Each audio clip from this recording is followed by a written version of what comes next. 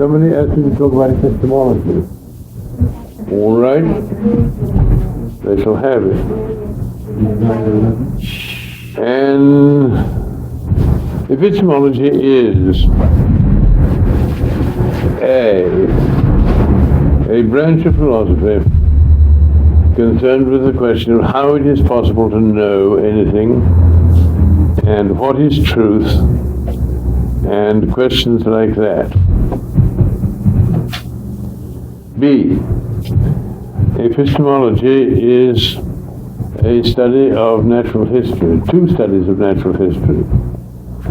B1, it is a study of how people think they know things. B2, it is a study of how people know things. It is not necessarily the same thing at all. Right. It has to do with the how, with the word how, and with the business of knowing. Right. And everybody obviously has an epistemology, or they couldn't know anything.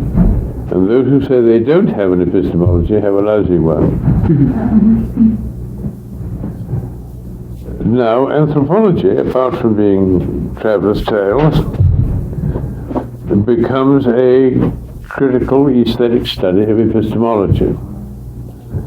And this object here, on the cover of a book that I did with Margaret Mead some years ago, is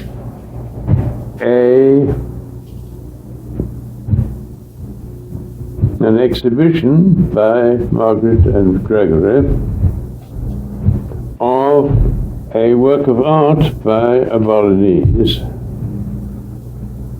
which work of art, like all other works of art, is concerned with the business of epistemology. That is a hand, and it is a hand of a witch. The witch is inside, and she's not so big.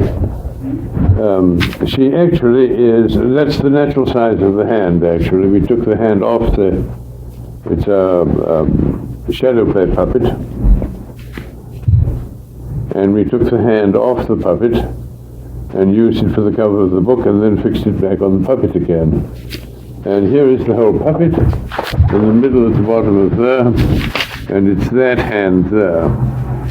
The puppet stands at nearly 2'6" high, I guess. Now, if the witch's hand is like that, you see, this in fact is a statement about how people feel witches know things. The hand is often a sense organ. It also has long fingernails, which makes it into an organ of aggression of various kinds. And it's a combination of aggression and sensation. And if that's how you know things, or that's how you think somebody knows things, you see, this is a statement about a how of knowing. Okay? Am I stretching that too fast, too far? I'm not clear of the connection. Not clear of the connection? I'm not clear. Great.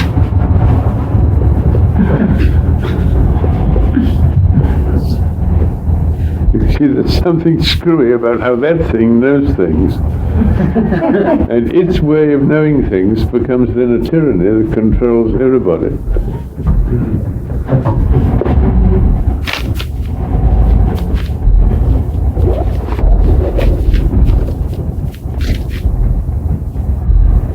Now you can pass that one around. It's the middle picture in plate 22. It's marker, right.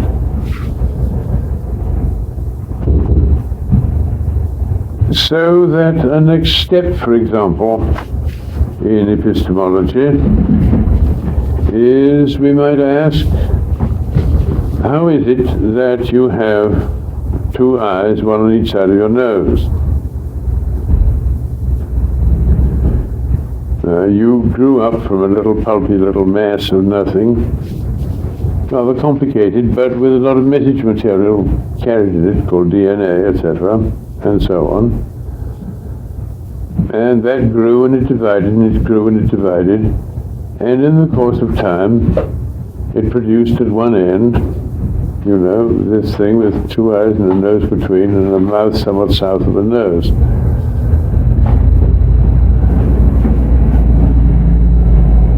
We could say very reasonably, how did the cells that went to make that nose and those eyes, etc., know to go into the right formations and drill procedures to produce this effect?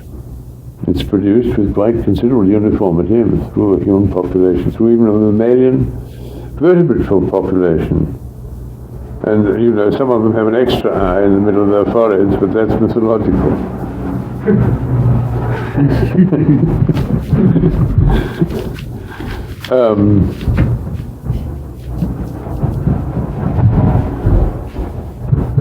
And there are quite difficult questions involved. It isn't good enough, you know, just to say the DNA told it. You've got to say, well, no, in this world of the DNA, in which things are somehow represented so as to be turned into commands of some kind, what sort of a world is that in its represented form? Does it have substantives, nouns in it?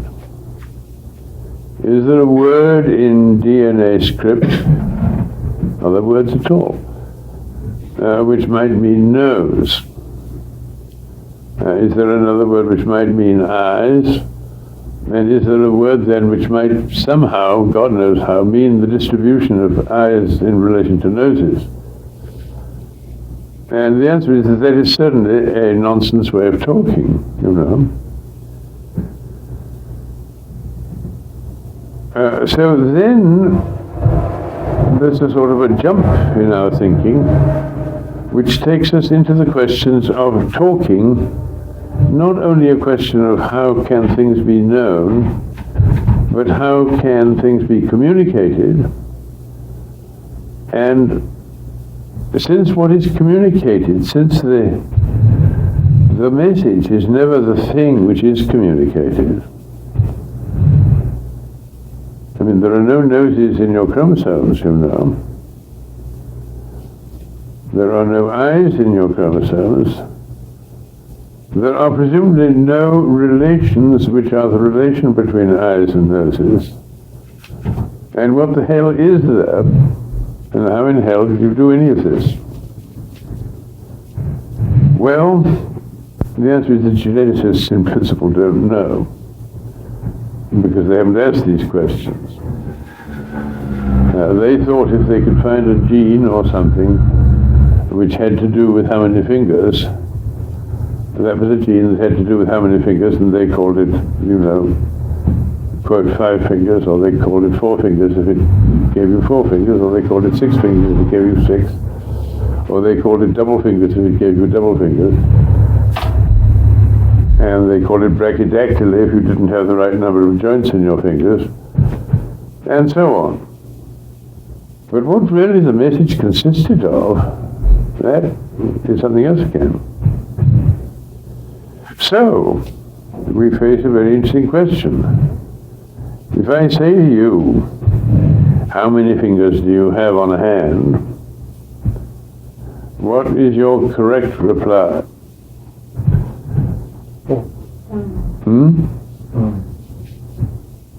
No. No.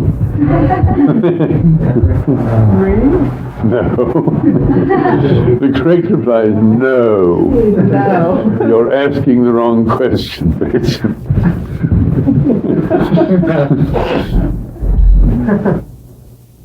No is the correct answer, because it's obviously desirable that one should talk, if we're going to talk about biological things like fingers and hands and development and embryology and all that, it is desirable that we should talk a language which would somehow be isomorphic, be similar shaped to the language which the DNA talk. And if there's no word in DNA for fingers, and I'm sure there isn't, the whole thing would have to be reimagined for that to be so, then it isn't reasonable to use a language which says how many fingers have you. That's a wrong language, because it isn't the language that is being taught by the system that you're talking about, within the system.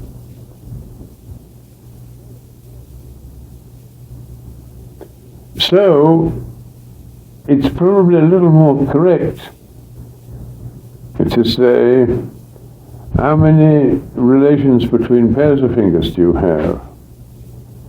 Or how many branchings went into making those bananas? And now of course we're up in a world where nobody knows nothing. It isn't quite clear how many branchings there are. There would seem to be 4 at first go anyway. Certainly not 1, 2, 3, 4 things between pairs of fingers. But then you see it might be that the whole pentadactyl limb, which is this one and that one, and the limbs of newts and reptiles and things, just like it, is really a symmetrical object. In which case this might be a single, this might then be a pair, and this then a pair, correspondingly over there then.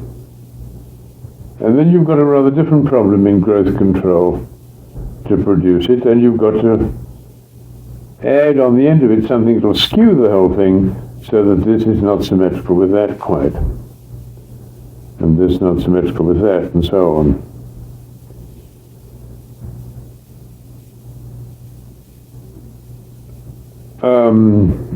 At a very ancient level, the limbs are placoid scales, isn't that so? To go to the fossil fishes. Now, scales are very interesting objects, as also are feathers. Things are clearer in the matter of feathers than they are in the matter of scales, but it's the same principle. A feather, you see, is obviously bilaterally symmetrical, primarily bilateral symmetry. You've got a rachis in the middle, they call it the main stick, and then the barbs and barbules and barbulels and whatnot coming off from it in a symmetrical way. Feathers, as a matter of fact, no individual feather actually is symmetrical as far as I know, because they are placed bilaterally on the body.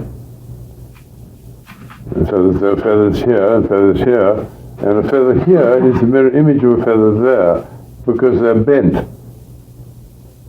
They're primarily bilaterally symmetrical with an asymmetry imposed. So it's not too inconceivable that this might be a bilaterally symmetrical object with then an asymmetry imposed as it is for a feather. There's some interesting things about feathers. Namely, I worked with feathers of some very deviant partridges. First creature I ever did work with, first paper I ever published, in which it turns out these had striped feathers, and it turns out that in the scapular group of feathers, I knew I'd use the blackboard.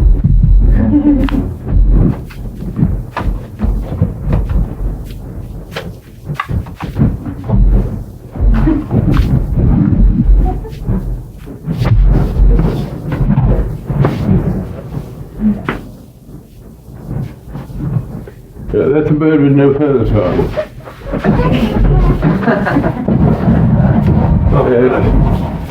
If we start to put feathers on him, they're terribly naked, actually, birds. they have feathers in a few patches.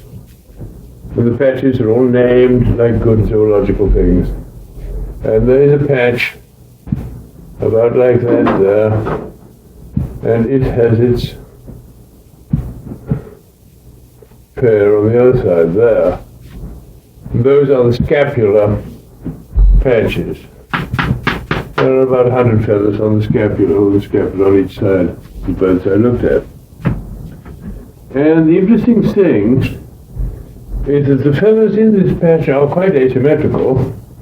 It's that sort of an affair. And in these particular birds, they were striped, so that you get a distortion in the stripes. And what you get is a symmetry between the feathers on this side and the feathers on that side of the patch. The patch is bilaterally symmetrical. On a bird, the bird of course being bilaterally symmetrical. And I'm saying this could be a bilaterally symmetrical object.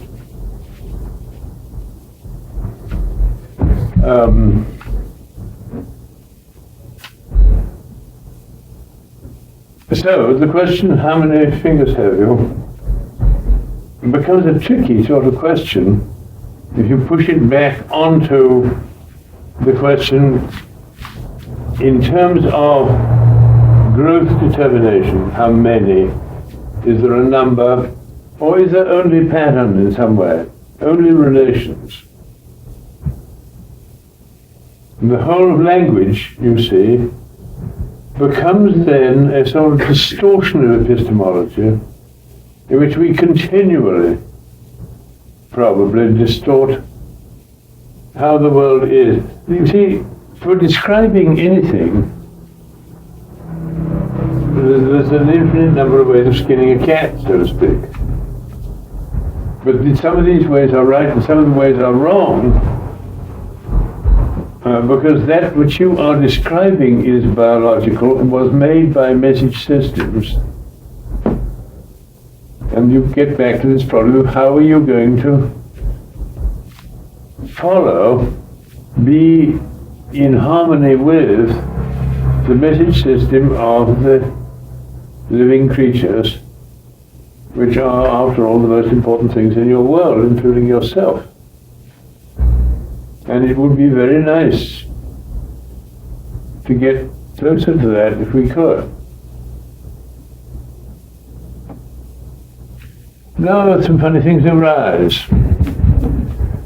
Of course, all this matter of beauty and aesthetics and so on, that's all subjective, isn't it? But one of the interesting things that happens is that you look at your hand and consider it not as a number of bananas on the end of a sort of a flexible stick, but if you consider it as a nest of relations out there, you will find that the object looks much prettier than you thought it looked. A part of the discovery of the beauty of a biological form is the discovery that in fact it is put together of relations and not put together of parts.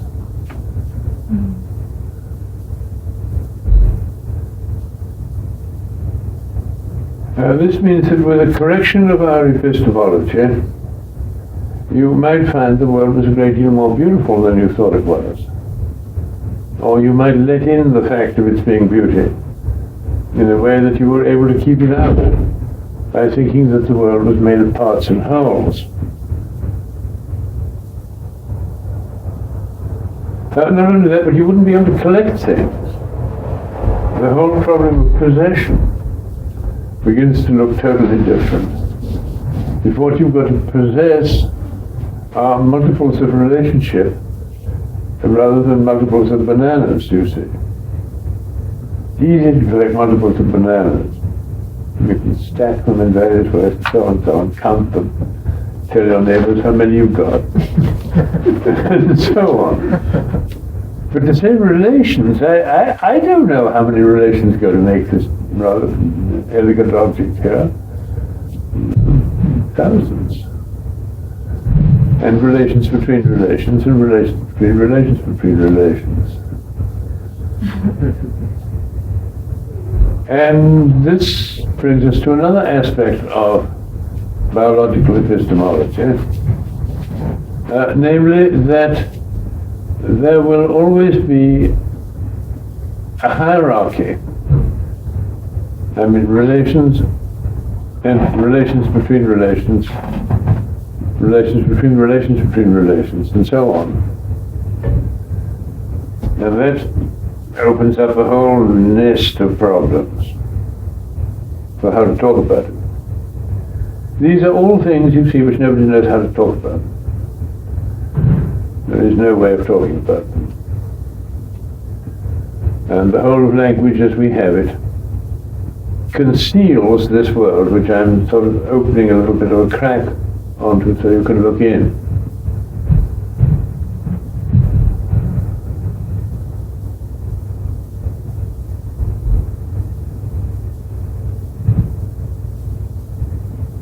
I don't know where to go next. There are all sorts of places we could go to. We could go to the subject of psychology.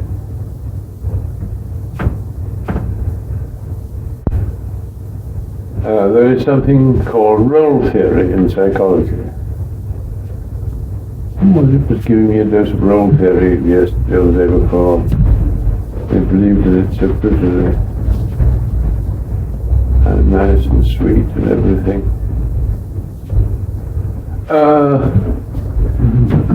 Role theory, you see, is the notion, it's based on the notion that you can take one of these pretty symmetrical, double organized things, like two people,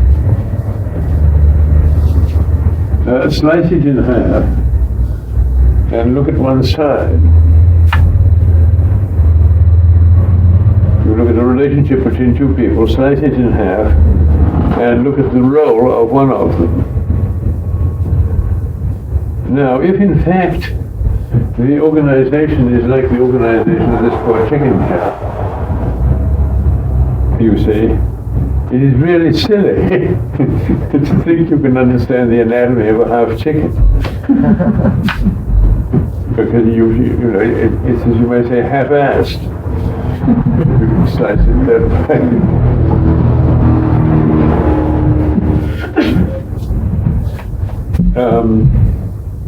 And if then roles, and what you're going to talk about in the, call it psychology or something, is to be not half-assed, and then the psychology is going to be something which involves always at least two people.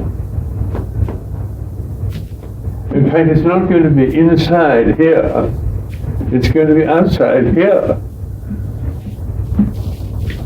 But this isn't the way psychologists talk.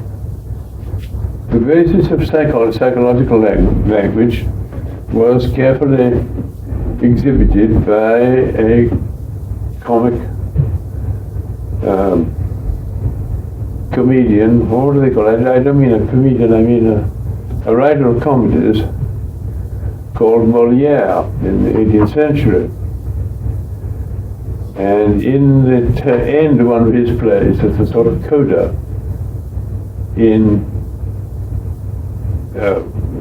dog Latin, very low-grade medieval Latin, which is an oral PhD exam between the learned doctors and the miserable candidate.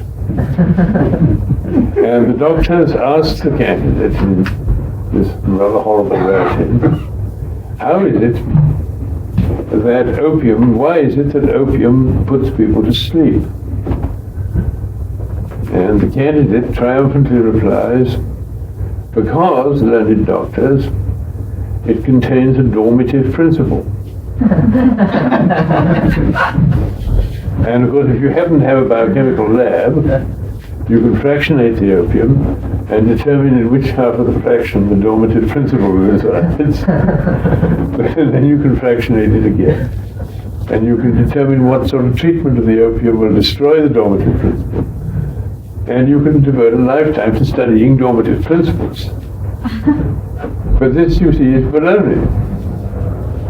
Because the reason why opium puts people to sleep is not in the opium, nor is it in the people, but it is in a sort of fit or malfit between the opium and the people. And that's how really things are. And psychology, you see, believes that there's something in the people. You see, the candidate in the Molière oral examination could have said that people go to sleep with opium because the opium releases a dormative tendency in the people, which is repressed otherwise, and so on. That the opium dissolves a repressing agent which prevents the tendency, the dormative tendency of people, and so on, so on. This is, you know, these are all ways of talking nonsense.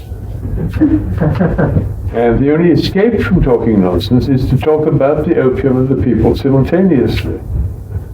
And you have to talk about the relationship between them. A fit or cross-reaction of some kind between molecules of opium and molecules of people in some form. Or pathways of molecules of people. I don't know. I'm not a physiologist. So the whole business of explanation comes into this business. And then we get the question of how in hell, in that case, if, Bateson, you assert that all our linguistic habits are nothing but a distortion of how things are, how are you going to change your language so we can talk today? I mean, you can, you know, put hundreds of years or dozens of years into creating a language for talking about relations, and it would still be very unsatisfactory. But at least you could talk about relations. But we want to talk about them today. Half of you here are engaged in learning stuff with a view to monkeying with human relations in some form or other. I don't know what you're going to do. But to be therapists or masseurs or something or other. Yeah. Now if you're going to be therapists or masseurs or doctors or herbalists or something, you have to be able to deal with these relations and not with these funny sort of concealed causes that most people think in terms of. And the relations are both visible, they're out here. They're not in there at all, really. Well, what are the ways of doing that? Now, the first way, perhaps the only one, which every religious leader discovers, is the way of parables. Short, nuggety stories, each story containing a pattern, a diagram of a pattern. So went forth to sow, and some seed fell on good ground, some fell among thieves, no, it fell among thorns, not thieves, and the birds of the air devoured it, and so on and so on. You know, the Bible is full of them, the Sufis are full of them, the Buddhists are full of them, the Hindus are full of them, the Japanese, what do they call them, Zen, are packed with double-edged parables. They've got extra complicated parables called koan, which you can meditate on for 3 months, because they have paradoxes in them. Right.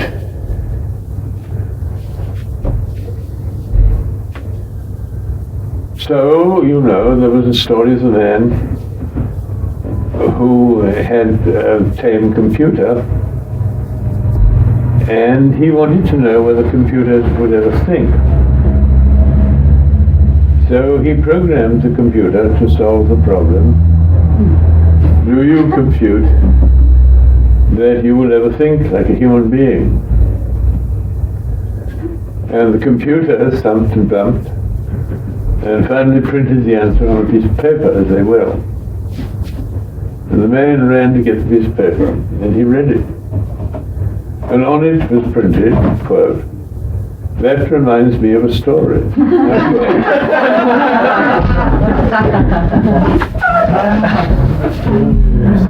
Because you see, that is in fact how people think. And it is in fact the only way in which they could think. Because there are no, other ways of really dealing with this problem of relations in a succinct form in which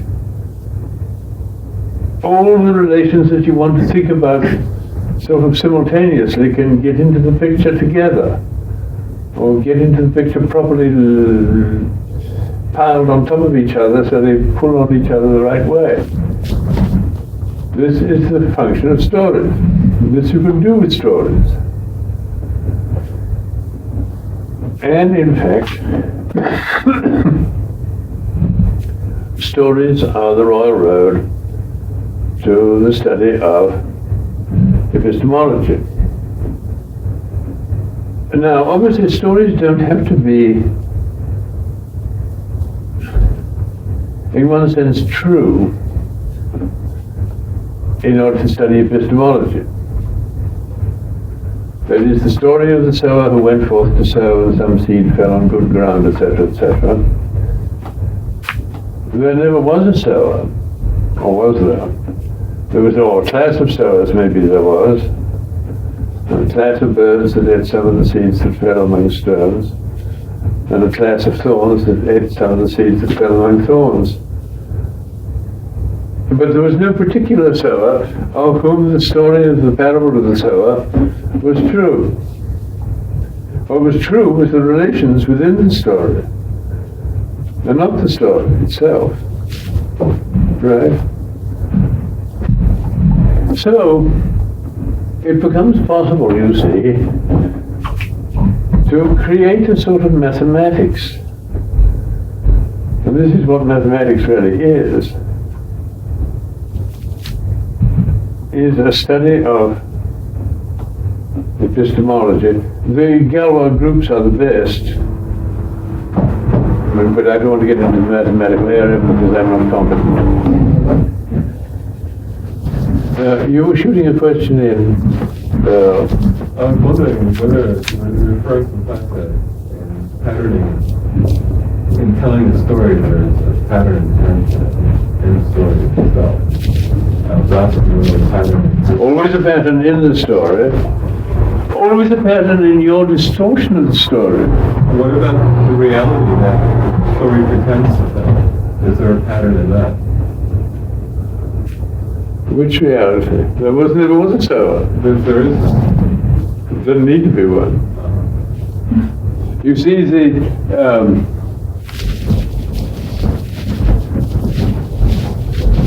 I used half deliberately, half by free association, the phrase that stories are the royal road to the discussion of relationships. I was half quoting our old friend Uncle Freud, who said that the dream is the royal road to the discovery of the unconscious. Is that the phrase? Something like that. Now, part of the unconscious is unconscious, because language destroys its structure. Language has the epistemology of things, and the unconscious really has to deal in the epistemology of relations. Right. So, what do we get? We get these things called dreams. What is a dream?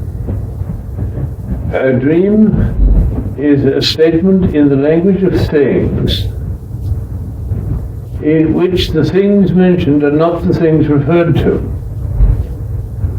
in which you throw away the things which are the significata, the referents of the story, substitute other things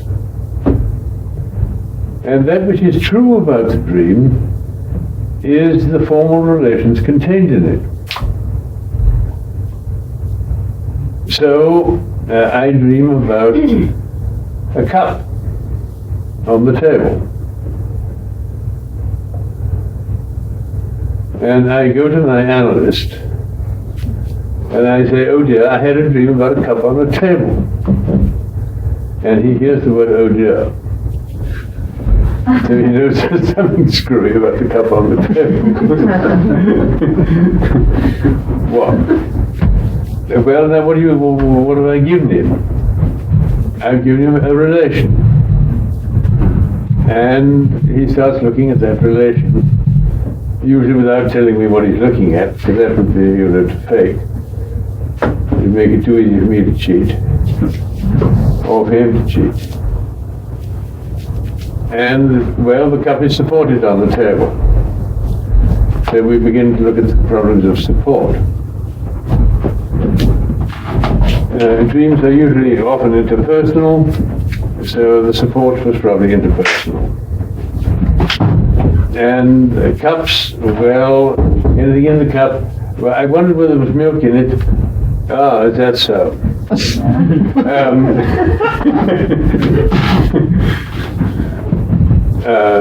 And he's now got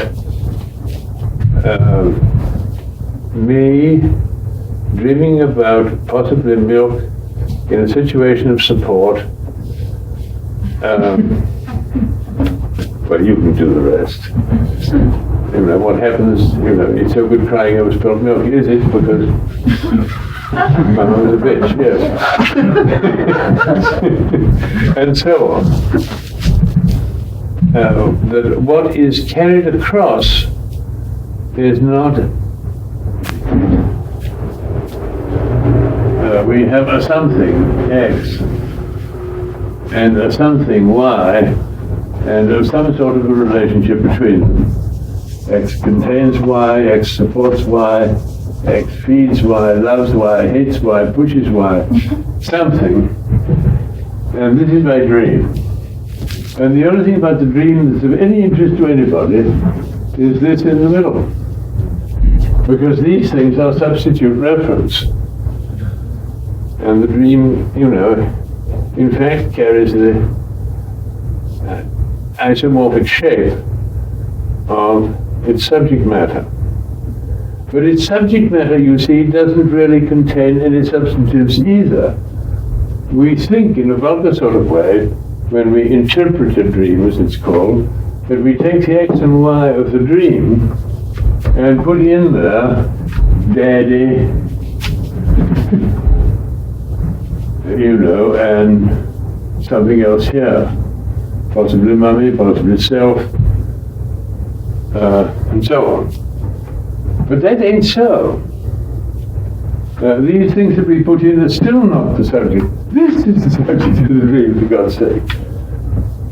And the stuff of daily life that we stick in is equally, it's bananas on the end of a stick, in some sense.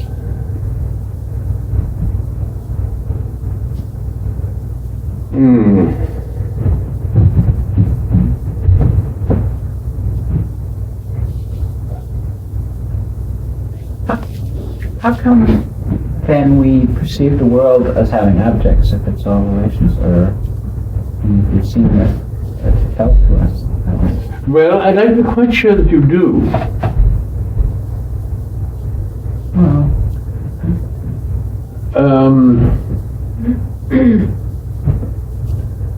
I can suggest a way in which language tended to take this shape, namely that the human species has been cursed with hands.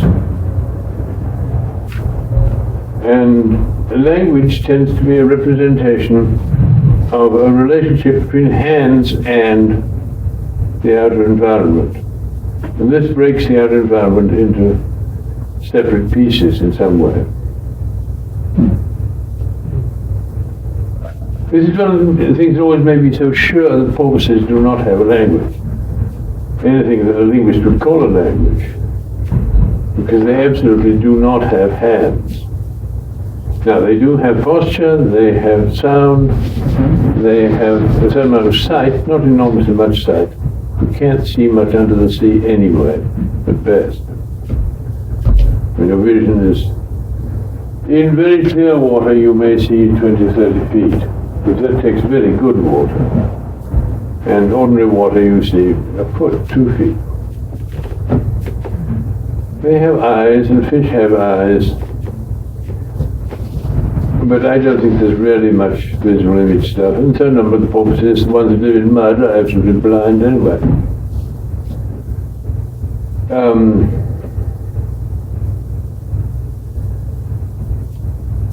Which means that their thought processes are going to be shaped much more as representations of their body movement and their body in a medium, so to speak, than the way we shape our processes in terms of a hand and an object. I would suspect. And while this, leads to a certain amount of communicability, because as you know, we communicate a great deal by body positions.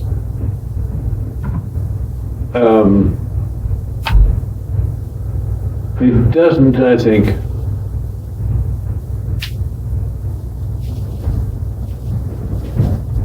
the question is, if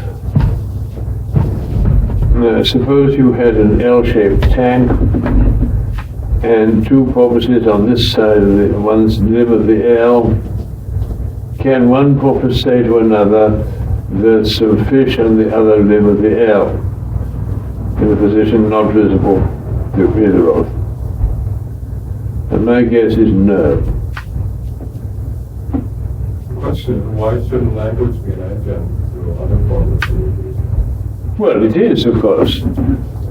But we humans are enormously wrapped up in it, especially at our more conscious levels, especially at our more interpersonal levels. Now, the very interesting things that we keep going, thank God, which is that we keep going a rather unconscious, continual reading of each other's posture. Which we certainly cannot usually translate into language. But sure, it's enormously important to us. And almost the whole of our sense of the other person as being ugly or beautiful, loving, hating, and so forth, all of that discussion tends to be non-verbal. And God forbid we should live without it. Yeah. I was going to disagree with yours about the dolphins and the fish. What about bees communicating where flower beds are? Bees that can communicate to each other where a flower bed is, which they can do by dancing. That's a communication of an object or of a relation or something.